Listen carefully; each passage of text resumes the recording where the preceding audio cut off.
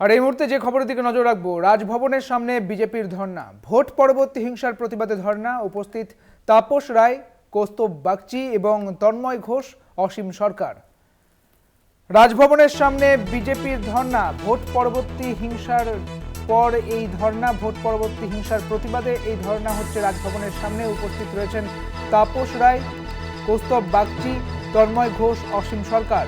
দেখতে পাচ্ছেন মঞ্চে রয়েছেন তারা এবং মঞ্চ করে সেই প্রতিবাদের বিক্ষোভে সামিল হয়েছে রাজভবনের সামনে বিজেপির পক্ষ থেকে। এই বিক্ষোভ, যেখানে একটি মঞ্চ থেকে এই বিক্ষোভ দেখানো হবে বিজেপির পক্ষ থেকে। ভোট পরবর্তী হিংসা অর্থাৎ লোকসভা নির্বাচনের পর বিজেপির অভিযোগ ছিল বিজেপির কর্মী সমর্থকদের ওপর আক্রমণ করা হয়েছে এবং তার প্রতিবাদে এবার ভোট পরবর্তী হিংসার প্রতিবাদকে সামনে রেখে ধর্নায় বিজেপি। রাজভবনের সামনে ধর্নায় বসেছে বিজেপি। সেই ধর্নায় উপস্থিত রয়েছেন তাপস রায়, অর্থাৎ উত্তর কলকাতার বিজেপির পরাজিত প্রার্থী তাপস রায়, কৌস্তব বাগচি, তিনি লোকসভা নির্বাচনের আগেই বিজেপিতে যোগ দিয়েছিলেন কংগ্রেস থেকে। তমগ্ন ঘোষ রয়েছেন, অসীম সরকারও রয়েছেন। রাজভবনের সামনে বিজেপির ধর্ণা মঞ্চ এবং সামনে প্রচুর বিজেপি সমর্থকেরা রয়েছেন। দেখতে পাচ্ছেন সেই ছবি, ভোট পরবর্তী হিংসার প্রতিবাদে ধর্ণা। এর আগে এই ধর্ণা নিয়ে আদালতে গিয়েছিল বিরোধী দলনেতা এবং তারপর এই রাজভবনের সামনে ভোট পরবর্তী হিংসাকে সামনে রেখে এই ধর্ণা মঞ্চ, যেখানে বিক্ষোভ দেখাচ্ছেন বিজেপি কর্মী সমর্থকেরা। রাজভবনের সামনে বিজেপির ধর্ণা মঞ্চ, এখানে উপস্থিত রয়েছেন তাপস রায়, কৌস্তব বাগচি, তমগ্ন ঘোষ, অসীম সরকার, শুভেন্দু অধিকারীও। আমাদের সঙ্গে রয়েছেন রাজভবনের সামনে থেকে আমাদের প্রতিনিধি দেবাশিস সেনগুপ্ত। দেবাশিস দা, এই মুহূর্তে ওখানকার ঠিক কি রয়েছে ছবিটা?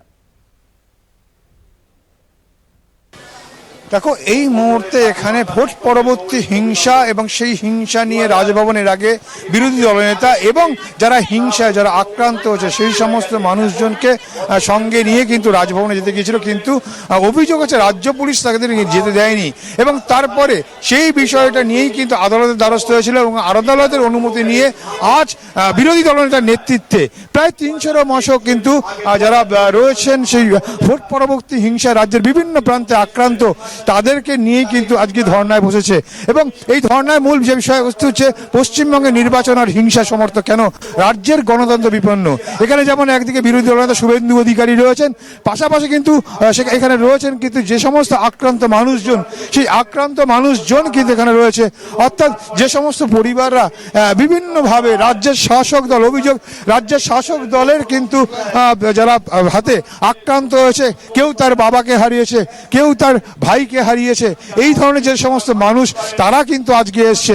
অর্থাৎ মহামান্য আদালতের নির্দেশে 300 জন, কিন্তু সেই 300 জন ব্যক্তিকে, যদিও এই আক্রান্তের পরিমাণ অভিযোগ হচ্ছে আরো অনেক বেশি, কিন্তু যেহেতু মহামান্য আদালত তাদের রায় তাই বলেছে যে 300 মানুষকে নিয়ে বেশি যাতে বসতে না পারে এবং এখানে এমন কোনো কথা হবে না যা উস্কানিমূলক, সেই শর্ত মেনেই কিন্তু রাজ্যের বিরোধী দলনেতা 4 ঘন্টার জন্য অনুমতি দিয়েছে এবং সেই 4 ঘন্টার অনুমতির মধ্যেই কিন্তু তারা এখানে কিন্তু এসছে। আমি বলবো বাইরে দেখানোর জন্য, একদিকে যেমন বিজেপি কর্মী সমর্থকরা তারা এখানে রয়েছে, দেখতেই পাচ্ছেন যে রাস্তার পাশে বিজেপি কর্মী সমর্থকরা রয়েছে, এসছে তাদের পরিবারের লোকেরা যারা আক্রান্ত হয়েছে এবং রাজ্যের বিরোধী দলনেতা তিনি কিন্তু রয়েছেন বিজেপির বিধায়করা।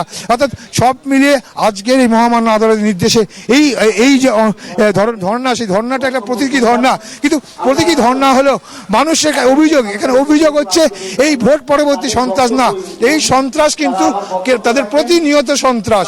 অর্থাৎ যে প্রত্যেকটা দিন কিন্তু এই ধরনের সন্ত্রাস হচ্ছে।